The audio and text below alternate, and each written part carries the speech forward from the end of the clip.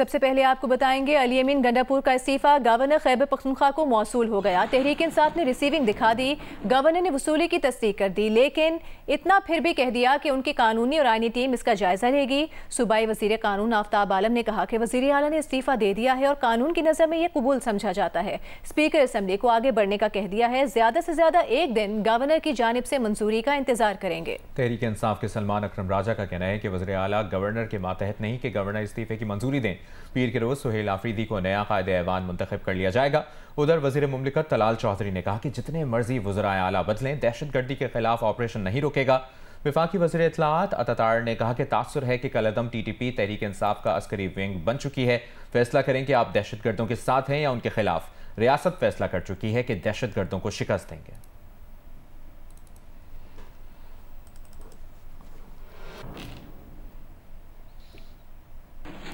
और अभी ताज़ा तरीन खबर यह है कि पेशावर में पाकिस्तान तहरीक इंसाफ की पार्लिमानी पार्टी का इजलास जारी है। वज़ीर आला हाउस में जारी इस इजलास में असद कैसर, जुनेद अकबर, सलमान अकरम राजा समेत दीगर पार्टी रहनुमा शरीक हैं। पेशावर में पाकिस्तान तहरीक इंसाफ की पार्लिमानी पार्टी का इजलास वज़ीर आला हाउस में जारी है। इस इजलास में असद कैसर, जुनेद अकबर, सलमान अकरम राजा समेत दीगर पार्टी रहनुमा शरीक हैं। सूबे की सियासी सूरत हाल पर इस इजलास में तबादला ख्याल किया जा रहा है। बैरिस्टर गौहर ने कहा है कि उम्मीद है नए वज़ीर आला का इंतखाब खुश उसलूबी से होगा। अव्वलीन तरजीह होगी कि मामलात हमवार तरीके से हल हो जाएं।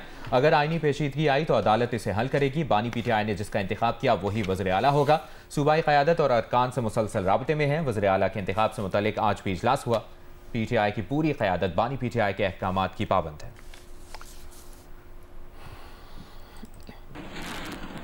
ब्रेक के बाद आपको बताएं, बरतानवी दारुल हुकूमत लंदन में फ़लस्तीन के साथ यकजहती के लिए मुजाहरा किया गया, जिसमें शहरियों की बड़ी तादाद शरीक हुई। मुजाहिरीन ने फ़लस्तीन को आज़ाद करो के नारे लगाए। मुजाहिरीन ने गजा में जंगबंदी का खैर मकदम करते हुए मुतालिबा किया है कि इसराइल को मुआहदे पर अमल दरामद करने का पाबंद बनाया जाए।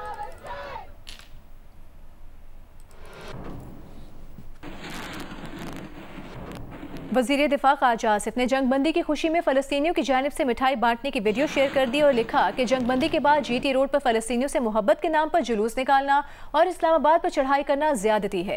फ़लस्तीनी मिठाई खा रहे हैं, हम किस बात का एहतजाज कर रहे हैं? 2 साल गजा के बासियों पर जुल्म के पहाड़ टूटते रहे, बच्चों का कत्लेआम हुआ, सारी दुनिया के लोग सरापा एहतजाज थे। मुजाहिरीन में अक्सरियत गैर मुस्लिमों की थी। पाकिस्तान में फ़लस्तीन पर जान कुर्बान करने के बाज़ ख्वाहिशमंद शायद लाइल्म रहे। अब जबकि इसराइल और हमास ने जंगबंदी मुआहदा साइन कर लिया, जंग बंद हो गई, तो GT रोड पर फ़लस्तीनियों से मोहब्बत के नाम पर जुलूस निकल रहे हैं। एहतजाज करने वालों को बताया जाए कि लड़ाई खत्म हो गई है।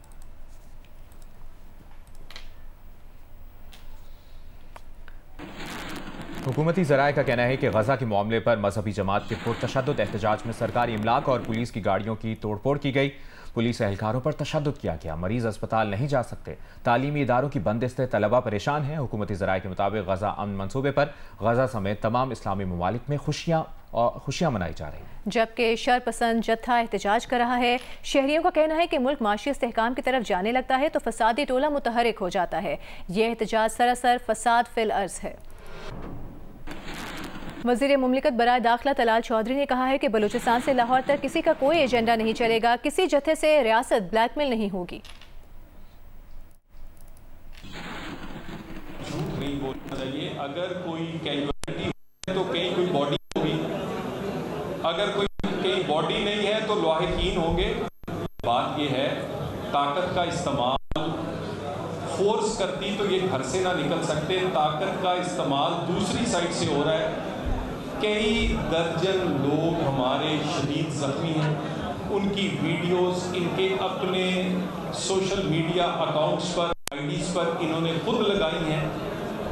लोगों को उठाया गया है, उसके बावजूद रियासत को तैश दिलवाने की कोशिश की गई है। रियासत और रियासती इदारों ने तैश या जज्बात में आने की बजाय तहम्मुल का मुजाहरा कर रहे हैं, करना चाहते हैं। कहते हैं हम गरीबों के लीडर हैं। इतने पैसे स्टेट बैंक से नहीं निकले जितने इनकी तिजोरियों से निकले हैं।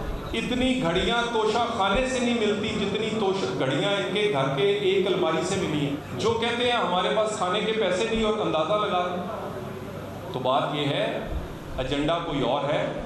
कोई एजेंडा वो बलूचिस्तान से लाहौर तक नहीं चलेगा।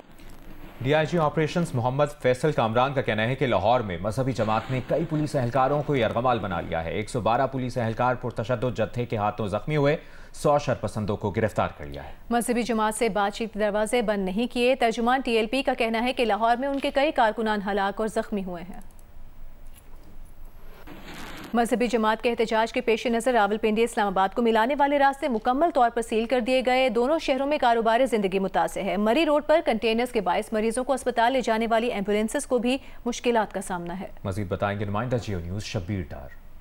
जहाँ जुड़वा शहर रावलपिंडी इस्लामाबाद में आज दूसरे रोज़ भी मामूलात ज़िंदगी बुरी तरह मुतासर रही। रावलपिंडी इस्लामाबाद को मिलाने वाली तमाम राबता सड़कें आज दूसरे रोज़ भी बंद रही। मोबाइल डाटा सर्विस बंद है। जुड़वा शहरों रावलपिंडी इस्लामाबाद में चलने वाली मेट्रो बस सर्विस मुअत्तल है। पब्लिक ट्रांसपोर्ट न होने के बराबर है। कारोबारी सरगर्मियाँ मुअत्तल है। तालीमी इदारे बंद है। इस तरह से तमाम जो सूरत हाल बनी हुई है, इससे शहरियों को शदीद मुश्किलात का सामना है। जिन लोगों ने आज रावलपिंडी इस्लामाबाद से दीगर शहरों की तरफ सफर करना था, वो मैसूर होकर रह गए। इसी तरह मरीजों को शदीद मुश्किलात का सामना रहा है। आज सुबह से ही हमने देखा करीबन 8 से 10 एम्बुलेंसेज मरी रोड पर फंसी रही। यहाँ से पेशावर जाने वाले एक मुअम्मर शख्स मरीज को काफ़ी देर तक मरी रोड पर एम्बुलेंस में बिठाया गया और उसको ड्रिप भी लगी थी। इसी तरह आज़ाद कश्मीर कोटली से एक मासूम बच्चे को रावलपिंडी रेफर किया गया था होली फैमिली अस्पताल। वो भी चांदनी चौक पर करीबन 1.5 घंटा फंसे रहे। उसकी वालदा परेशान थी, वो रो रही थी। इस तरह से मजमूई तौर पर जो सूरत हाल बनी हुई है रास्तों की बंदिश से, इससे शहरियों को, मरीजों को, खवातीन को, मुअम्मर अफराद को, बच्चों को शदीद मुश्किलात का सामना रहा है। ब्रेक के बाद आपको बताएं, वज़ीर दिफा ख्वाजा आसिफ का कहना है कि अफगानिस्तान से ताल्लुकात बिगाड़ की तरफ जा रहे हैं। अफगानिस्तान पाकिस्तान में दहशतगर्दी एक्सपोर्ट कर रहा है। इस माहौल में ताल्लुकात में मजीद बिगाड़ पैदा होगा, जो हमारी ख्वाहिश नहीं। अच्छे हमसाए की तरह ताल्लुकात होने चाहिए, जो वकार की बात होगी। पाकिस्तान के जिन इलाकों में दहशतगर्द पनाह लेते हैं, वहाँ मकीनों को उसका इल्म होता है। अगर इन इलाकों के लोग खामोश रहेंगे तो ये नीम रजामंदी साबित होगी।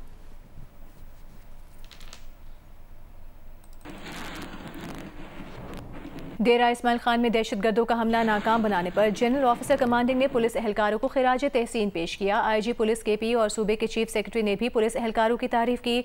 जनरल ऑफिसर कमांडिंग ने कहा कि सिक्योरिटी फोर्सेज और पुलिस ने यकजा होकर काम किया और सूबे को बड़े नुकसान से बचा लिया। तो यहाँ पे भी इसी तरह टीम वर्क है, एक तरह काम कर रहे हैं और कुर्बानियाँ जो है ना हमारी जितनी भी थी उन पर, लेकिन जिस तरह से इन्होंने रात काम किया ना, बहुत बड़ा नुकसान बचा। बहुत बड़ा, 200 बच्चे थे अंदर जी। Dera Ismail Khan police training centre की मस्जिद में खवारिज ने हमला करके इमाम मस्जिद मौलाना असमत मरवत को शहीद किया। हमले में 6 पुलिस एहलकारों समेत मजमूई तौर पर 7 अफराद शहीद हुए। हुक्काम के मुताबिक हमलावर खवारिज वही हैं जिन्होंने इससे पहले अली मस्जिद, कूचा रिसालदार और पुलिस लाइन्स मस्जिद में नमाजियों को शहीद किया था। आपको बताते हैं कि लाहौर में स्मॉग के खात्मे और माहौलियाती बेहतरी के लिए मुनक्किदा सेमिनार के दूसरे सेशन में मुकर्रीन का कहना था कि फ़ज़ाई आलूदगी सिर्फ इंसानी सेहत को नुकसान नहीं पहुंचाती, बल्कि माशी, तालीमी, समाजी शोबों पर भी असरअंदाज हो रही है। जवाद मलिक की रिपोर्ट। फ़ज़ाई आलूदगी के मौजू पर एक्सपो सेंटर लाहौर में मुनक़दा कॉन्फ्रेंस के दूसरे सेशन से खिताब में वज़ीर माहौलियाती तब्दीली मुसद्दिक मलिक ने कहा कि माहौलियाती आलूदगी इंसानी सांस को मुतासिर करने की हद तक मसला नहीं, बल्कि इससे इक़्तिसादी सरगर्मियाँ, तालीम, मजदूरों, किसानों का रोज़गार और दीगर मसाइल वाबस्ता हैं। सुप्रीम कोर्ट के जस्टिस मंसूर अली शाह का कहना था कि माहौलियाती आलूदगी का मामला 3 दहाइयाँ पुराना है। 1993 में माहौलियाती आलूदगी का केस अदालत में आने के बाद माहौलियात से मुतल्लिक कई अहम और बड़े फैसले किए गए, मगर कुछ हासिल न हो सका। इसको मौत के जाविये से देख लें, इसको बुजुर्गों के इंतकाल, प्रीमेच्योर इंतकाल के जाविये से देख लें, इसको इकोनॉमिक लॉस के जाविये से देख लें, इसको मजदूरों और किसानों जिन्हें रोजगार नहीं मिलता उस दौरानिये में उस जाविये से देख लें। हर जाविये से आपको इसकी अहमियत का एहसास होगा। 97 was the first petition I took to court. 2025 air pollution can't be worse in the city. What's going on? What's missing? It's governance, it's governance, it's governance. Justice Ayesha Malik ने कहा कि स्मोक से बचने और माहौल बेहतर बनाने के लिए ज़्यादा से ज़्यादा दरख्त लगाए जाने चाहिए। जस्टिस जवाद हसन का कहना था कि साफ हवा का हसूल हर शख्स का बुनियादी हक है। कारोबारी हजरात भी माहौलियात का ख्याल रखें। It's easy to criticize, but it's difficult to become a part of the solution, which is what the youth should be looking at, that if you want your rights, if you want that right to clean air to actually become clean air, you have to see what your role is going to be in that. Article 4 of the Constitution provides an inalienable right of every citizen to be treated as per law. Inalienable is my birthright to have clean air, clean water. Roti kapda makan is because of my kismat. So clean air is my right. Afghan वज़ीर ख़ारजा अमीर खान मुत्तकी का दौरा भारत को महंगा पड़ गया। खुद अमीर खान मुत्तकी को ज़बरदस्त तनकीद का सामना है। ये तनाज़ा नई दिल्ली में अफगान वज़ीर ख़ारजा की प्रेस कॉन्फ्रेंस से उठ खड़ा हुआ है। इस प्रेस कॉन्फ्रेंस में किसी खातून सहाफ़ी को नहीं बुलवाया गया था। ऑपोजिशन लीडर राहुल गांधी ने सोशल मीडिया पर लिखा कि मिस्टर मोदी, जब आप एक पब्लिक फोरम पर खातून सहाफ़ियों को ना बुलाए जाने की इजाज़त देते हैं तो इस तरह आप इंडियन औरतों को क्या पैगाम देते हैं। अपोजिशन लीडर राहुल गांधी ने सोशल मीडिया पर लिखा, मिस्टर मोदी, जब आप एक पब्लिक फोरम पर खातून सहाफ़ियों को ना बुलाए जाने की इजाज़त देते हैं तो इस तरह आप इंडियन औरतों को पैगाम देते हैं कि आप उनके लिए खड़े होने में बहुत कमज़ोर हैं। प्रियंका गांधी ने मोदी से जवाब तलब करते हुए लिखा, वज़ीर आज़म नरेंद्र मोदी, अगर औरतों के हक़ में आपकी बातें सिर्फ इंतखाबी नारे नहीं तो आपको बताना होगा कि आपने इंडिया की इंतहाई बासलाहियत ख़वातीन की बेइज्जती कैसे होने दी। साबिक़ वज़ीर ख़जाना पी चिदम्बरम लिखते हैं, मैं शर्मदर हूँ कि अमीर मुत्तकी की प्रेस कॉन्फ्रेंस से खातून सहाफ़ियों को बाहर रखा गया। ज़ाती राय में वहाँ मौजूद मर्द सहाफ़ियों को ये एहसास होते ही कि खातून सहाफ़ियों को नहीं बुलवाया गया, प्रेस कॉन्फ्रेंस से वॉकआउट कर देना चाहिए था। सहाफ़ी सबा नकवी लिखती हैं, हैरान हूँ भारत की सरजमीन पर तालिबान को आने दिया गया और ख़ातून सहाफ़ियों को प्रेस कॉन्फ्रेंस से बाहर रखने की उनकी बात मानी गई। Social media activist Neha Singh Rathore लिखती हैं, तालिबान के हुक्म पर इंडिया में हुई प्रेस कॉन्फ्रेंस से खातून सहाफ़ियों को बाहर रखा गया। बीजेपी हुकूमत बुज़दिली और अहमकपन की तारीख रकम कर रही है। कांग्रेस पार्टी की तर्जुमान सुप्रिया श्रीनाथ ने वीडियो पैगाम में कहा, मोदी सरकार बुज़दिलों की तरह खामोश नहीं रह सकती, उसे ख़वातीन सहाफ़ियों पर पाबंदी के अफ़गान वज़ीर ख़ारजा के फ़ैसले पर जवाब देना होगा। प्रेस कॉन्फ्रेंस अटेंड करने वाले मर्द सहाफ़ियों के लिए सुप्रिया ने लिखा, शेम ऑन यू। रुकन असम्बली माहुआ मोइत्रा लिखती हैं, एक भारतीय मुस्लिम को अपनी छत तक पर नमाज नहीं पढ़ने दी जाती, वो अपने नबी से मोहब्बत का इजहार नहीं कर सकता, लेकिन उसी भारत में एक गैर मुल्की मुस्लिम को इजाज़त है कि वो भारतीय सरजमीन पर भारतीय ख़वातीन के साथ इम्तियाजी सलूक रवा रखे। एक सोशल मीडिया सारिफ ने लिखा कि 4 साल पहले तालिबान के अफ़गानिस्तान का कंट्रोल संभालने पर जब एक मुसलमान रुकन असम्बली शफीकुर रहमान बर्क ने तालिबान से सफारती ताल्लुकात कायम करने की तजवीज़ दी तो योगी आदित्यनाथ बरहम हो गए थे। सोशल मीडिया सारिफ ने तंज़िया लिखा कि आज योगी आदित्यनाथ तालिबान के वज़ीर ख़ारजा को प्रोटोकॉल दे रहे हैं। मारूफ सहाफ़ी राना अयूब लिखती हैं, हैरानी इस बात पर है कि खातून सहाफ़ियों को ना बुलवाने पर मर्द सहाफ़ियों ने प्रेस कॉन्फ्रेंस का बाइकॉट क्यों नहीं किया। सहाफ़ी सुहासनी हैदर लिखती हैं कि अफसोस हुआ अफ़गान वज़ीर ख़ारजा अपनी सनफ़ी इम्तियाज़ की पॉलिसी लेकर इंडिया आए और मोदी सरकार ने उन्हें भरपूर प्रोटोकॉल दिया। सहाफ़ी बरखा दत्त ने लिखा, खातून सहाफ़ियों को ना बुलाने पर न सिर्फ प्रेस कॉन्फ्रेंस में मौजूद मर्द सहाफ़ियों को आवाज़ उठानी चाहिए थी बल्कि हुकूमत को भी इस पर एतराज़ उठाना चाहिए था। दीपिका और रणवीर के बाद बॉलीवुड अदाकारा सोनाक्षी सिन्हा भी शौहर के हमरा अबू धाबी की शेख जायद मस्जिद पहुंच गईं। मस्जिद के दौरे की तस्वीर सोशल मीडिया पर वायरल हो गई। बॉलीवुड अदाकारों के इन दौरों का मकसद सयाहती मुहिम का फरोग करार दिया जा रहा है। 1 तोला सोना 2100 रुपए महंगा होकर 4,22,700 रुपए का हो गया। 10 ग्राम सोने की कीमत 1,800 रुपए बढ़कर 3,62,397 रुपए हो गई। आलमी बाजार में एक औंस सोना $21 इजाफे के बाद $4,016 का हो गया। सहाफ़ी इम्तियाज़ मीर और तुफैल रिन के कातिलों की गिरफ्तारी के लिए कराची प्रेस क्लब पर सहाफ़ियों ने मुजाहरा किया। KUJ के ज़ेर एहतमाम मुजाहरे में सहाफ़ियों की बड़ी तादाद ने शिरकत की।